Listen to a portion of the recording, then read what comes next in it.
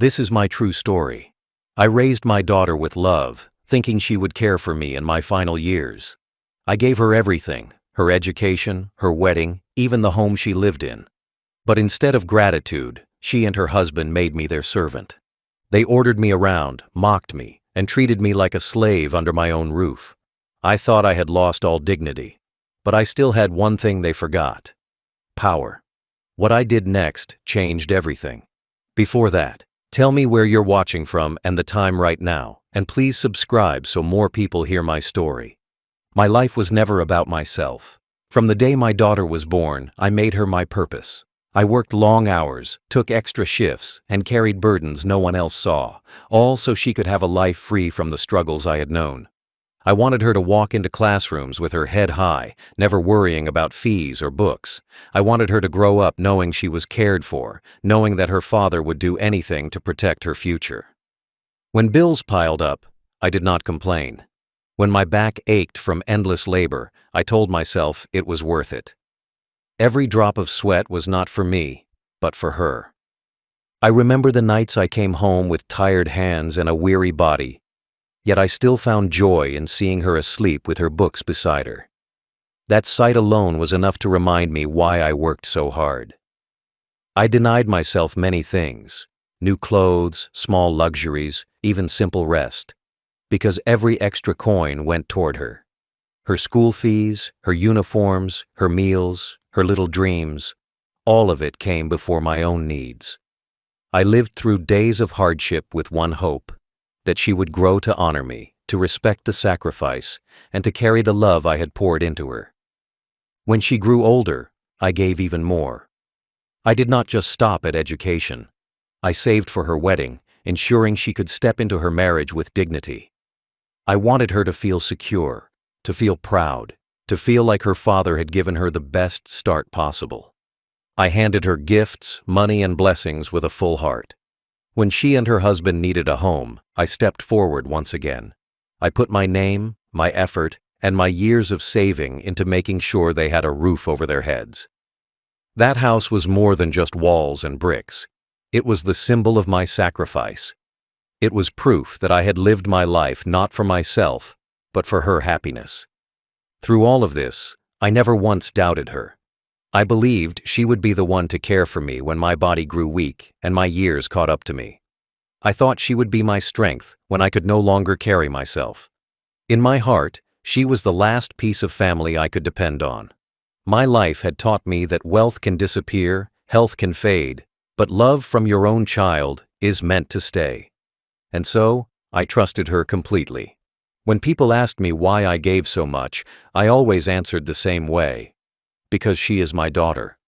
A father's duty is to provide, to protect, to prepare. I thought my sacrifices would bloom into her gratitude, her care, her respect. I thought the love I had poured into her would come back to me in my old age. I believed she would one day sit beside me, take my hand, and remind me that everything I had done was not in vain. But as I would later learn, sacrifice does not always return as love. Sometimes it is forgotten, sometimes it is taken for granted, and sometimes it is twisted into cruelty. At first, I did not notice the change. It came slowly, like shadows stretching across the ground at the end of the day. My daughter, once warm and soft in her words, began to sound sharper. Her husband, once polite in my presence, began to look at me with eyes that carried no respect. It started with small things: a sigh when I asked a question, an impatient look when I moved too slowly, a command spoken in a tone that treated me not as a father, but as a servant. I told myself it was nothing. I told myself they were just tired, that maybe I was imagining it. But over time, those shadows grew darker, and I could not ignore them anymore. The meals we once shared turned cold, not because of the food, but because of the silence. They no longer spoke to me with kindness. They gave orders as if I owed them something. Bring this. Do that. Clean here. The words fell like stones, heavy and cold. At first I obeyed without complaint, thinking it was just the way families adjusted. But deep down, each command left a mark. I was no longer a father in their eyes. I was becoming a tool. I watched as gratitude disappeared from their faces. When I swept the floor, there was no thank you. When I washed the dishes, there was no smile. When I carried groceries, there was no acknowledgement. Instead, there was ridicule. My slowness was mocked. My age was criticized. My presence was tolerated, not respected. I was living under the roof I had provided, yet I was treated as though I had no place there. The worst part was my daughter. I could almost understand cruelty from her husband, but from her, it cut deeper. I had raised her with my own hands, carried her through storms, given her every piece of myself. And now, she looked at me not as her father, but as a burden, an old man who existed only to serve. Her laughter, once the music of my life, now sounded cruel when it followed her husband's mocking words. It was as if the girl I once knew had vanished, replaced by someone colder, someone who had forgotten love. I sat quietly most days, keeping my thoughts to myself. I tried to tell myself that respect would return, that maybe they were going through a difficult time. I tried to remind myself that love cannot disappear so easily. But each day proved me wrong. Each day I was pushed further down, until my role in the house was no longer father or elder, but servant. That was the decline of respect. Not a sudden fall, but a slow erosion. Piece by piece, they stripped away the dignity I had carried all my life. And I, still blinded by hope, allowed it to continue, thinking patience would bring back what was lost. But patience cannot bring back what cruelty has already destroyed. The day came when the mask of politeness was gone completely, and what remained was cruelty in its clearest form. My daughter and her husband no longer pretended to treat me as family. They spoke to me only in orders, sharp and cold, as if I were nothing more than a worker hired to obey. They sat in the living room, resting in comfort, while I stood in the kitchen, washing their plates and cleaning their cups. When the floor grew dirty, it was me on my knees scrubbing while they watched. When clothes piled up, it was me bent over the wash, my back aching with every twist. At first, I thought maybe it was just chores shared among family, but soon it became something darker. They were not asking for help. They were demanding service. They treated me as if my only purpose was to serve them. My daughter would point to the dishes and say nothing, only stare until I moved. Her husband would toss his shoes into the corner and expect me to pick them up without a word. When meals were ready, they would sit at the table, waiting, while I stood like a servant, pouring their food, refilling their glasses, clearing their plates when they finished. One evening, as I set the plates down in front of them, her husband leaned back in his chair, smirking. He looked at me with eyes filled with disdain and said, "You should be grateful we even keep you here." The words struck harder than any blow. My daughter laughed at his cruelty, laughed at the humiliation of her own father.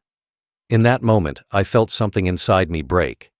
I remembered the nights when I had stayed awake, working double shifts just to buy her school books. I remembered carrying her to school when she was sick, whispering to her that education was the key to her future.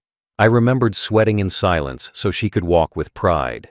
And now, that same child laughed as her husband mocked me, as if all those years of sacrifice meant nothing.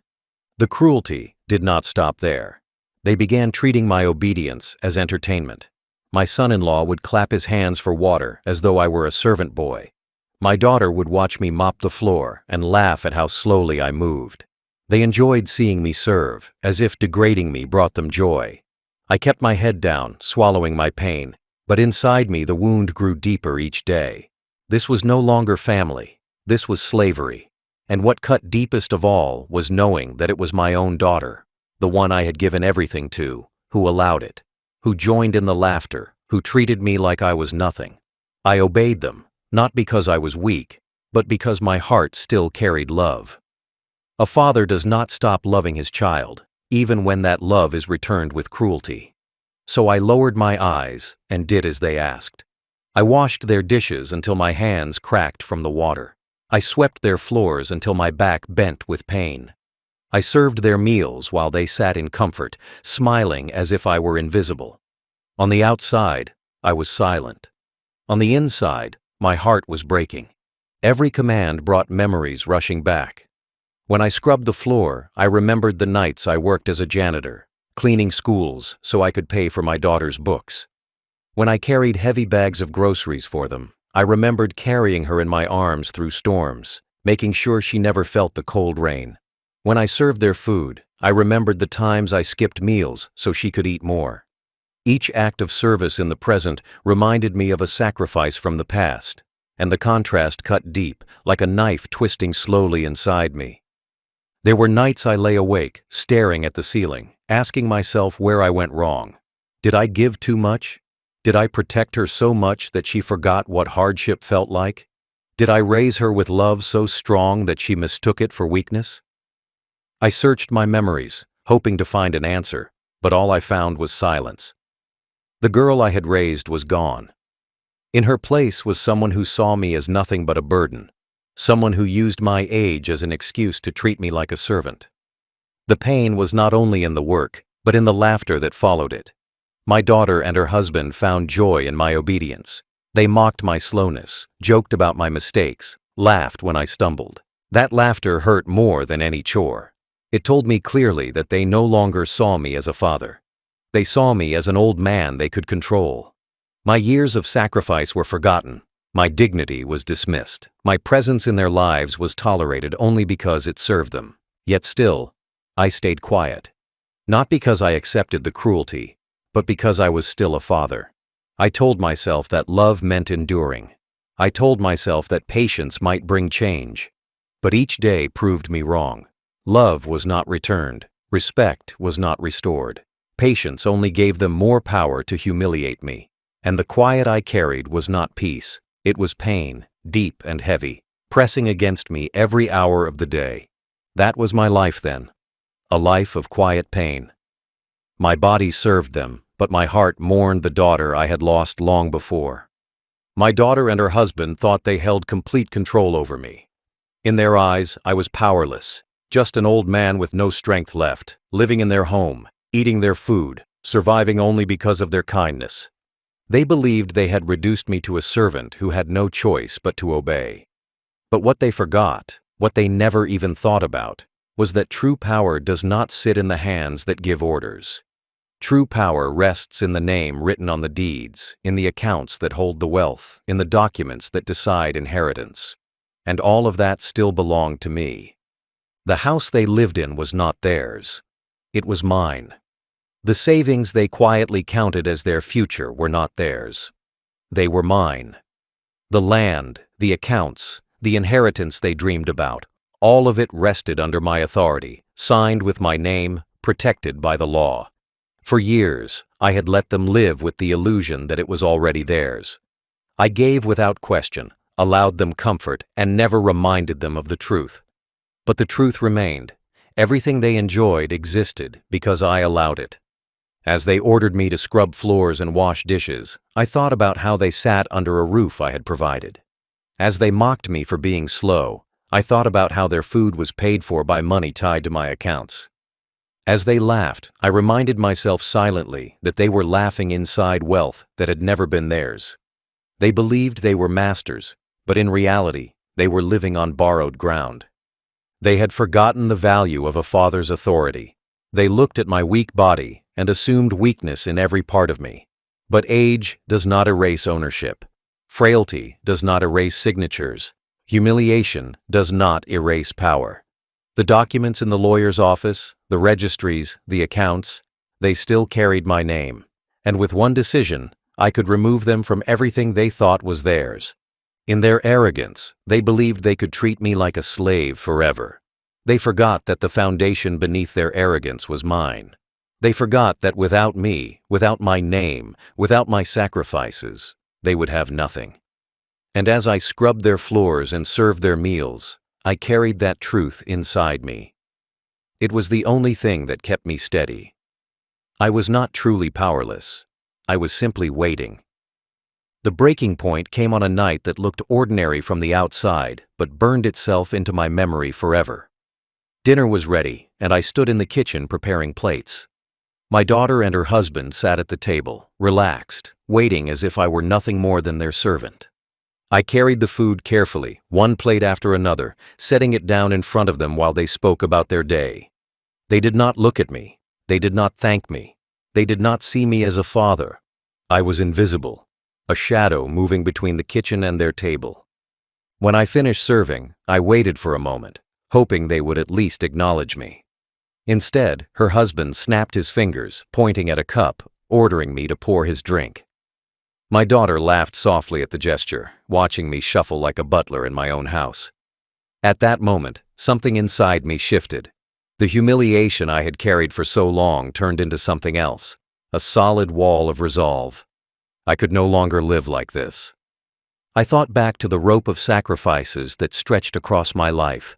The nights I worked with tired bones, the mornings I skipped meals, the years I gave away so my daughter could live with comfort. I thought about the documents, the accounts, the deeds that still bore my name. I thought about the truth they had forgotten. Without me, their world would collapse. And suddenly, I knew. I could not continue to be their slave. I would no longer bow my head while they mocked me. That night, when I went to my room, I sat in the dark and made my decision. Enough was enough.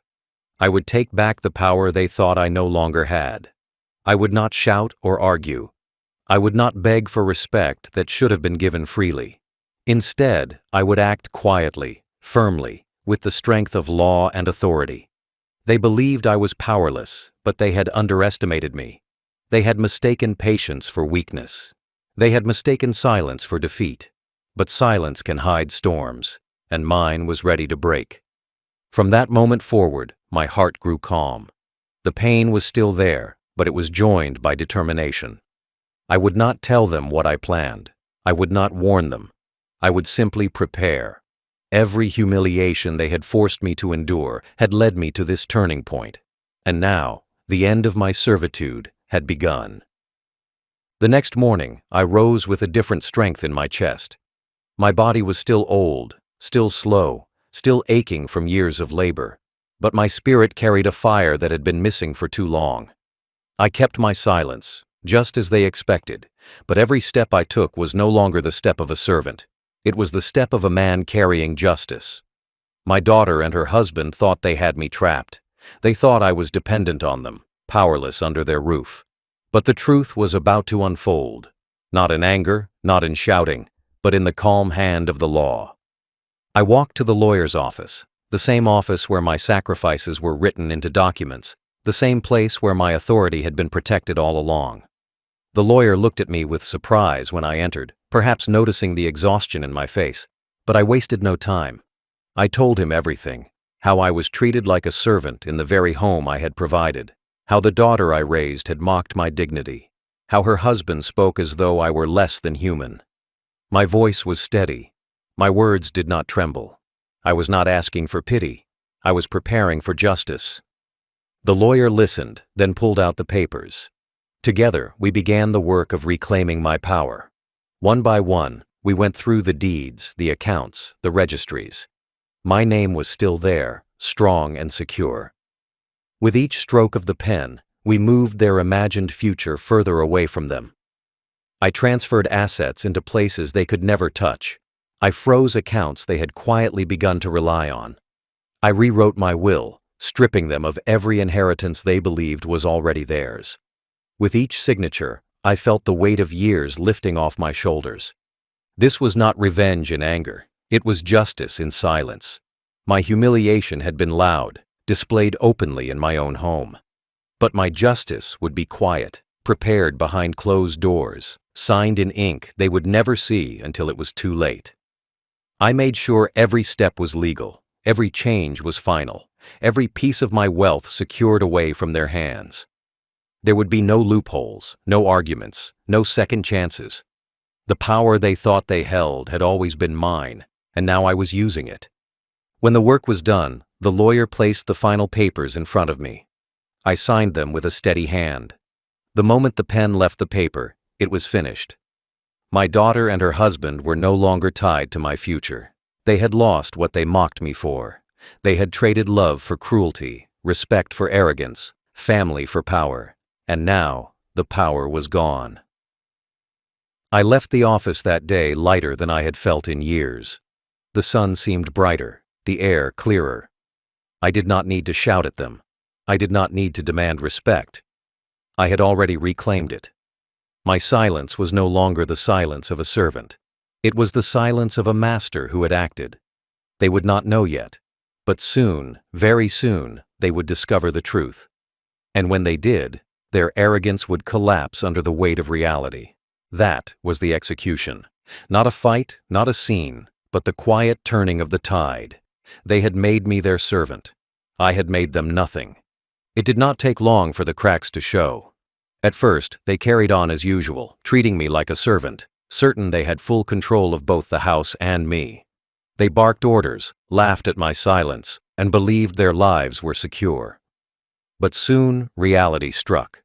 One morning, my son-in-law tried to use one of my accounts, confident that the money he thought was his would always be there. He returned home with a face twisted in anger, slamming the door, shouting at my daughter. The account was frozen. The money was gone from his reach. Then came the bills. Electricity, maintenance, groceries. All of it they had assumed would somehow be covered by me as it always had been. But this time, when they reached for the funds, they found nothing waiting for them. Their arrogance turned into whispers of panic. They argued in the kitchen late at night, their voices no longer filled with laughter, but with fear. My daughter blamed him. He blamed her. And both of them began to look at me not with dominance, but with suspicion. Days later, they stormed into my room, demanding answers. My son-in-law shouted, waving his hands, accusing me of hiding what belonged to them. My daughter stood beside him, her eyes sharp with frustration. I said nothing. My silence made them more furious. They could not understand how everything had slipped through their fingers. They searched through drawers, through papers, through anything they could find, but what they found was the truth. Their names were nowhere. Their claim was nothing.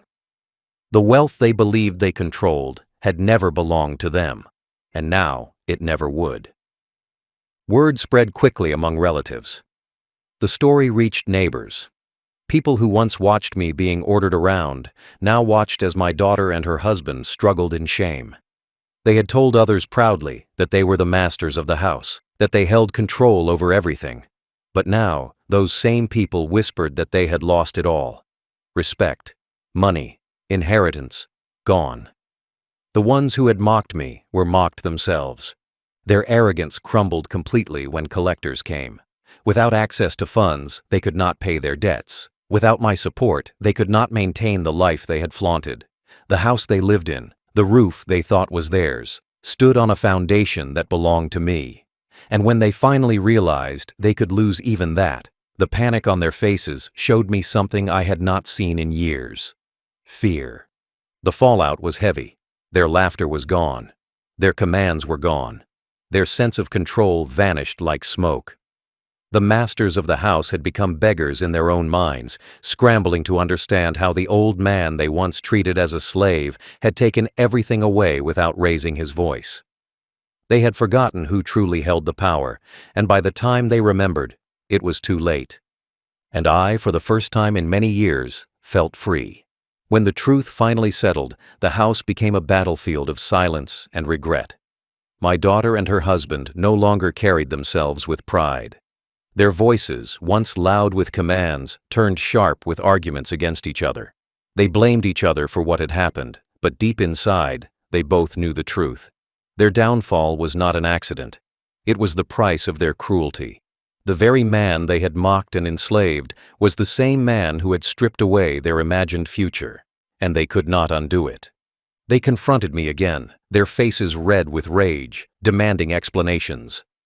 My son-in-law shouted, waving his fists as if noise could bring back what was already gone. My daughter stood trembling, torn between anger and shame. But I remained calm. For years, they had treated me like a servant. Now, I stood before them as the true master of the house. I looked at them, not with hatred, but with the calm certainty of a man who had taken back his dignity. And for the first time, they saw me not as a weak old man, but as the father who had always held the power they never understood. I did not raise my voice. I did not insult them. I simply told them the truth. I reminded them of the sacrifices I had made, the years I had given, the roof I had built over their heads.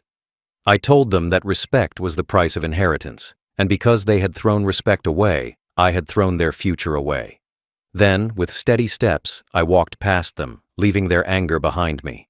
I no longer needed to stay in a place poisoned by their cruelty. I moved into a smaller home, not large, not grand, but filled with peace. For the first time in many years, I sat at a table where no one ordered me to serve. I slept under a roof where no one mocked me. I breathed in air that was not heavy with humiliation, but light with freedom.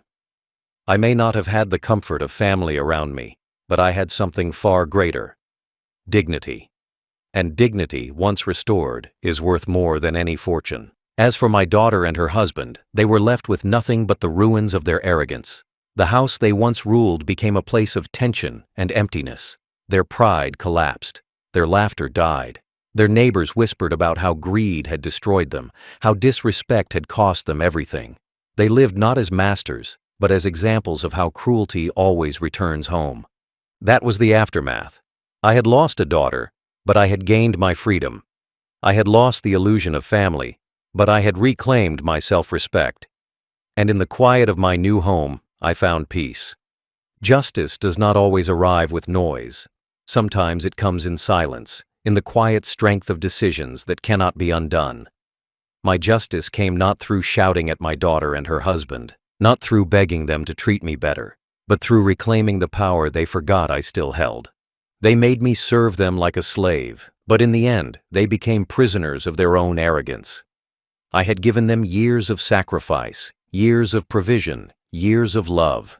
They repaid me with commands, mockery, and cruelty. So I repaid them with truth. Nothing they enjoyed had ever belonged to them, and now it never would. When I moved into my smaller home, I carried no bitterness in my heart. I did not need revenge in the form of anger. I had already won.